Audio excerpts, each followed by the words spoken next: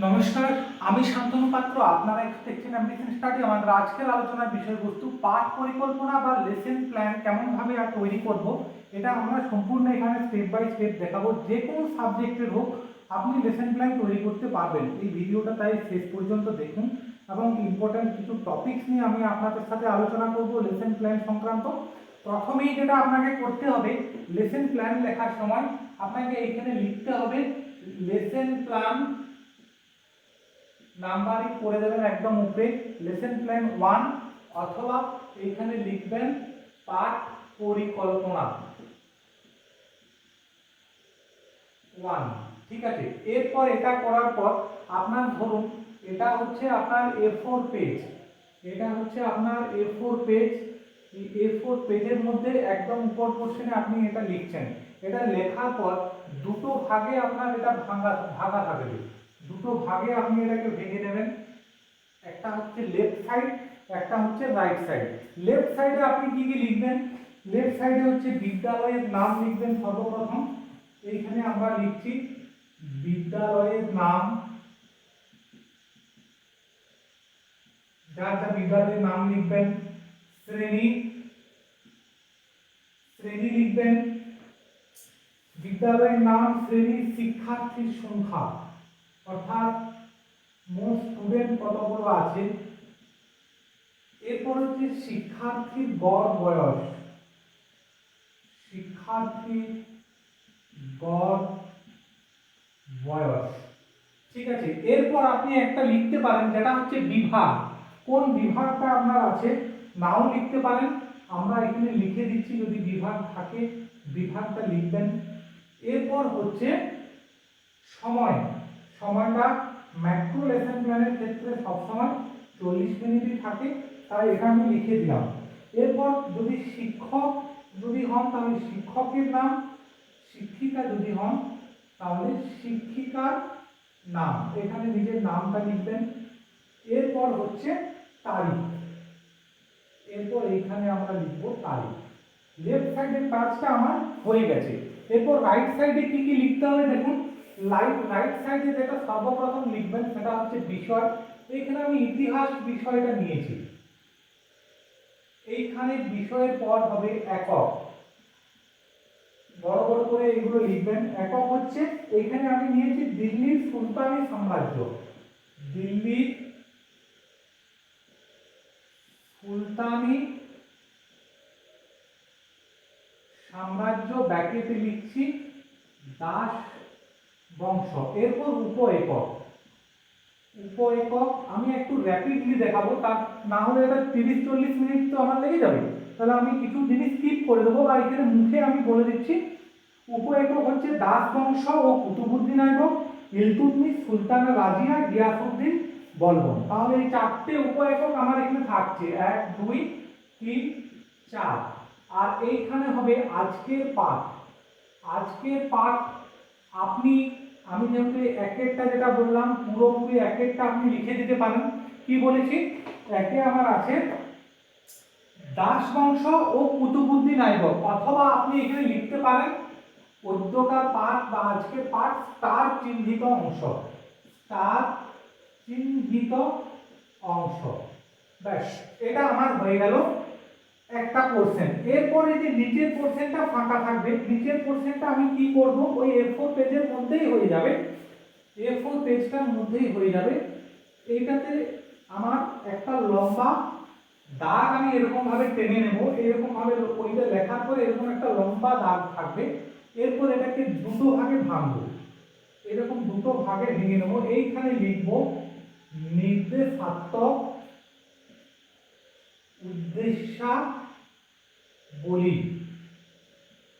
নির্দেশাত্মক উদ্দেশ্যাবলী।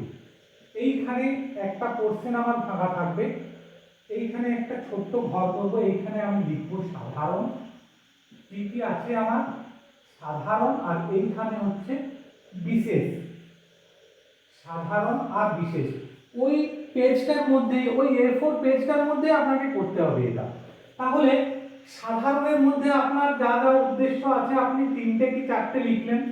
এইখানে আপনার হবে বিশেষের মধ্যে থাকছে জ্ঞানমূলক, এরকম ভাবে দাগ দিয়ে এইখানে দুটো জ্ঞানমূলক আপনি উদ্দেশ্য রাখবেন। আমরা আগে এগুলো আলোচনা করে নিয়েছি অলরেডি, আপনি আমার স্যাম্পল লেসন প্ল্যান দেখে নিতে পারেন।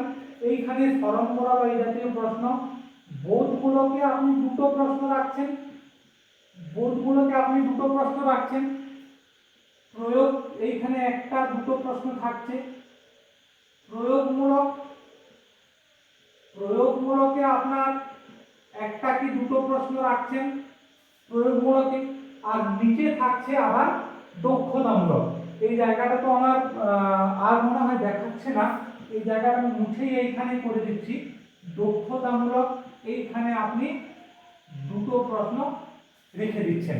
তাহলে জ্ঞান, বোধ, প্রয়োগ এবং দক্ষতা এই জায়গাটা আমি ক্লিয়ার করে নিলাম।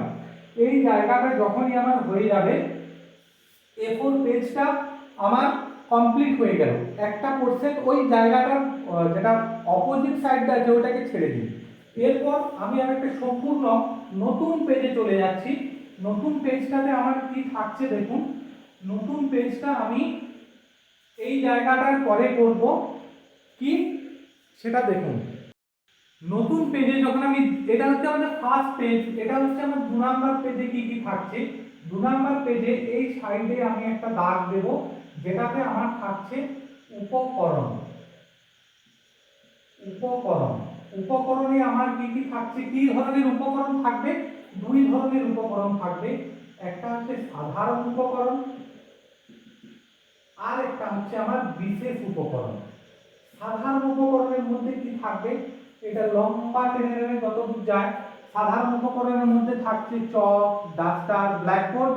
আর বিশেষ উপকরণের মধ্যে থাকবে নির্দেশক দণ্ড থাকবে, আপনার চার্ট, মডেল, এই জাতীয় জিনিসগুলো থাকবে, যেটা আপনাকে তৈরি করে নিয়ে যেতে হবে। তাহলে এই উপকরণের জায়গাটা আমরা ক্লিয়ার করে নিলাম। এরপরে দেখুন ওই পেজের মধ্যেই কিন্তু হবে, আমি এখানে এটাকে মুছে নিচ্ছি। উপকরণ যখনই আমার হয়ে গেল এই জায়গাটা, এরপর আমি আয়োজন করব, অর্থাৎ কিভাবে আমি এগিয়ে যাব। এই জন্য এই পেজটার আমি নাম দেব আয়োজন, আয়োজন স্তর। এই আয়োজন স্তরের এই উপরটাতে লিখব কি, আজকের ক্লাসে শিক্ষার্থীদের মনোযোগ আকর্ষণ করার জন্য শিক্ষক বা শিক্ষিকা মহাশয় পূর্বজ্ঞান সম্মিলিত ছাত্রদের কিছু প্রশ্ন করবেন। এই জায়গাটাতে আমি এইটা লিখছি, ঠিক আছে। পজ করে আরেকবার যদি ব্যাক পেজ দিয়ে চাইলে দেখে নিতে পারেন। এরপর এইখানে হচ্ছে আমার দুটো ঘর থাকছে, এইরকম দুটো ঘর করব। একটা হচ্ছে শিক্ষকের প্রয়াস, এইখানে লিখব শিক্ষকের প্রয়াস, আর এইখানে লিখব শিক্ষার্থীর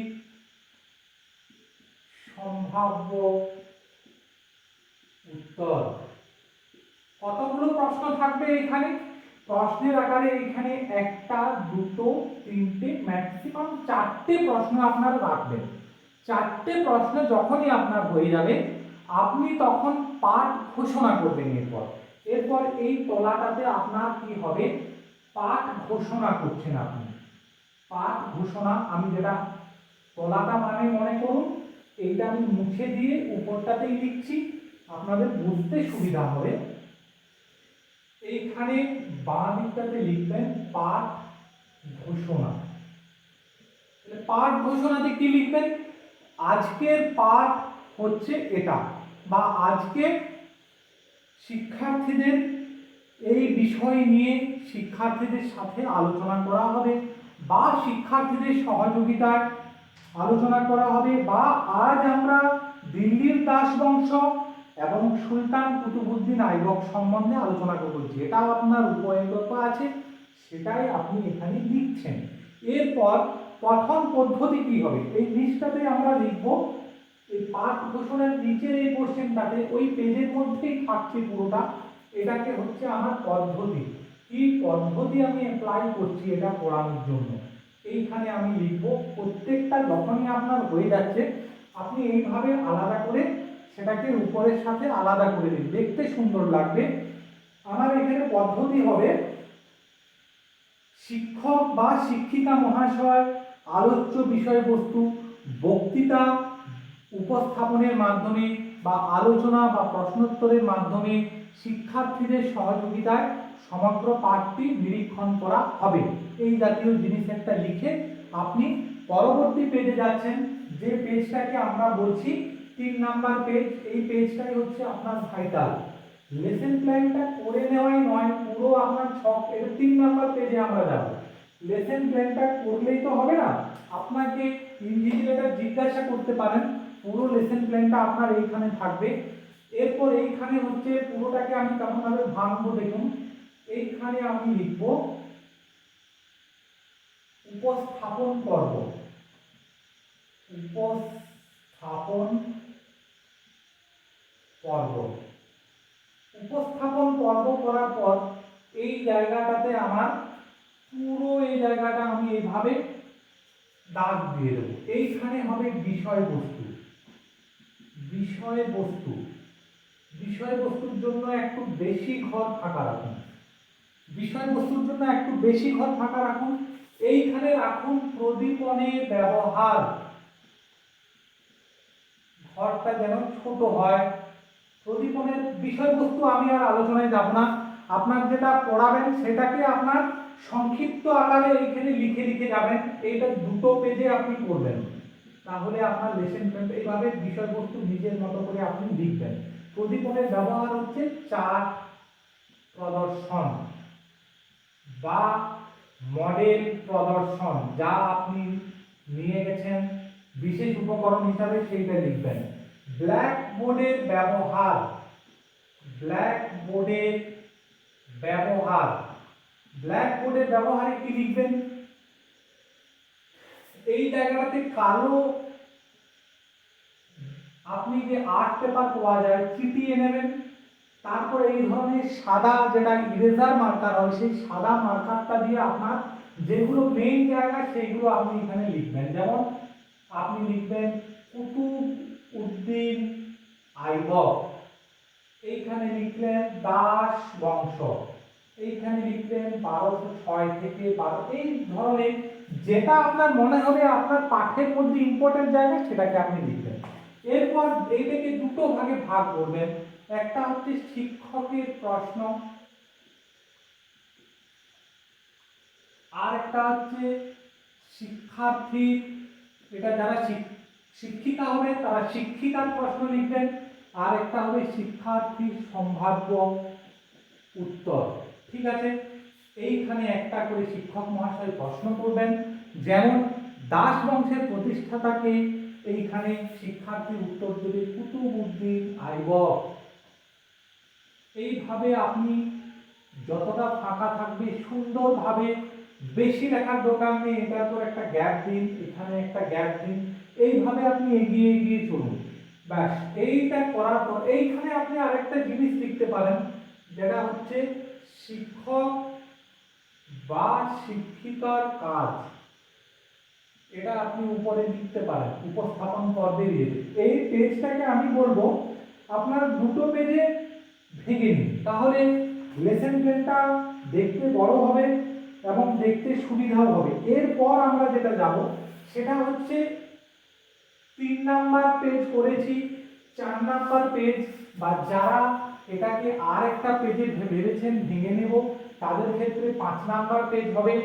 5 নাম্বার পেজের আমার খুব বেশি কাজ নেই, 2 কাজ আমরা মাথায় রাখবো।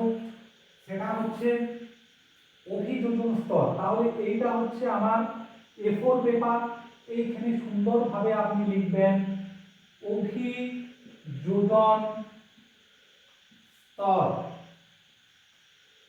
এইভাবে দিয়ে নিলাম। এইখানে কি লিখবো? ওই অভিযোজন আয়োজন স্তরের মতোই আজকের পাঠ শিক্ষার্থীরা কতখানি বুঝতে পেরেছে তা জানার জন্য শিক্ষক বা শিক্ষিকা মহাশয় নিম্নলিখিত পাঠ সম্বন্ধীয় প্রশ্নগুলো করবেন। এইখানে আমরা স্কেল দিয়ে লাইন টেনে নেব, এটাকে 2 ভাগে ভেঙে নেব। এটাকে 2 ভাগে আপনি ভেঙে নিতে পারেন, কিন্তু এটাকে 2 ভাগে না ভেঙে একদম আমি সিম্পলি একটা ফর্মুলা দেখাচ্ছি। এটাকে 2 ভাগে ভাঙার দরকার নেই, এটাকে লাইন দেওয়ারও দরকার নেই, আপনি জাস্ট এখানে 1 2 3 4 চারটে প্রশ্ন রাখুন। আজকের পাঠ থেকেই আপনাকে চারটে প্রশ্ন রাখতে হবে। চেষ্টা করবেন প্রশ্নগুলো যেন ইজি হয়, তার কারণ ছাত্রদের ওই জায়গাতে আপনার অভিজ্ঞতা বা অ্যাচিভমেন্ট টেস্টের মতো একটা হয়ে যাবে। এবং আমি বলবো যখন আপনি শ্রেণীকক্ষে পাঠ দান করবেন, আমি একটা ডেমো ক্লাস আপনাদের করে দেখাবো কেমনভাবে শ্রেণীকক্ষে আপনারা ইনভিজিলেটরের সামনে পাঠ দান করবেন, সেটাও আমি পরবর্তী সময়ে আপলোড করব। চেষ্টা করবেন সমস্ত যে মাইক্রো লেসন প্ল্যান যখন করেছিলেন যে ব্যাপারগুলো আছে সেগুলো সব যেন কাভার হয়।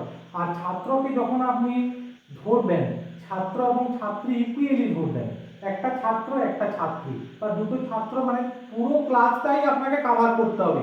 একদম ফার্স্ট বেঞ্চ থেকে মিডিল বেঞ্চ থেকে লাস্ট বেঞ্চ পর্যন্ত সব কাভার হবে আপনার শ্রেণীকক্ষে। যাই হোক, ওইগুলো আমরা পরে আসবো। অভিযোজন স্তরের পর যেটা হবে গৃহ কাজ। গৃহ কাজ, গৃহ কাজে কি থাকছে? আজকের পাঠ সমাপ্তির পর শিক্ষার্থীদের গৃহ কাজ দেওয়া হবে। এইখানে আমি আগেও বলেছি অনুসন্ধানীমূলক প্রশ্ন থাকবে, 3টে কি 4টে অনুসন্ধানীমূলক প্রশ্ন থাকবে। অর্থাৎ পাঠ রিলেটেড নয়, তাদেরকে ভাবতে বা চিন্তা করতে সাহায্য করুন, যে তারা যেন বুঝতে পারে যে কি ধরনের প্রশ্ন তাদেরকে ভাবতে সাহায্য করবে। যেমন এইখানে বলা দেওয়া হয়েছে সুলতান কুতুবউদ্দিনের বংশকে কেন দাস বংশ বলা হয়, এর পিছনে একটা রিজন আছে। শিক্ষার্থীরা সহজে বইয়ের মধ্যে অ্যান্সার পাবে না, তাহলে তারা কি করবে? তারা চিন্তা ভাবনা করবে। গৃহ কাজটা এমন হবে যেন তারা বাড়িতে গিয়ে চিন্তা ভাবনা করে যে আমাকে কি গৃহ কাজ দেওয়া হয়েছে, সেটা তারা এইখান থেকে চিন্তা ভাবনা করে তাদের 4 মিনিট কি 5 মিনিট টাইম লাগবে সেটা ভাবার জন্য। বইয়ে আছে লিখে দিলাম এরকম নয়। আবার এখানে দেওয়া হয়েছে কোন কোন ঐতিহাসিক কেন এই বংশকে মামেলুক বলে অভিহিত করেছেন। দেখুন, প্রশ্নগুলো দেখলেই আপনার মনে হবে যে এই প্রশ্নগুলো কিন্তু আপনার গৃহকাজ দেওয়ার মধ্যে প্রশ্ন। আর একটা প্রশ্ন আছে, মোহাম্মদ ঘুরির পর সিংহাসনে বসার অধিকার কি কুতুবউদ্দিনের ছিল? দেখুন, প্রত্যেকটা প্রশ্নের অ্যান্সার ছাত্র বা ছাত্রীদের কিন্তু ভাবতে হবে। এটাই হচ্ছে আপনার লেসন প্ল্যানের আদর্শ। ভিডিওটা কেমন লাগলো অবশ্যই কমেন্ট সেকশনে জানাবেন। এবং আপনার বিএড বা ডিএলএড সংক্রান্ত যে কোনো ধরনের প্রশ্ন আপনি সরাসরি করুন, আপনার হোয়াটসঅ্যাপ নাম্বার দিতে পারেন, আমি আপনাদের সাথে অবশ্যই কন্ট্যাক্ট করে নেব। ধন্যবাদ।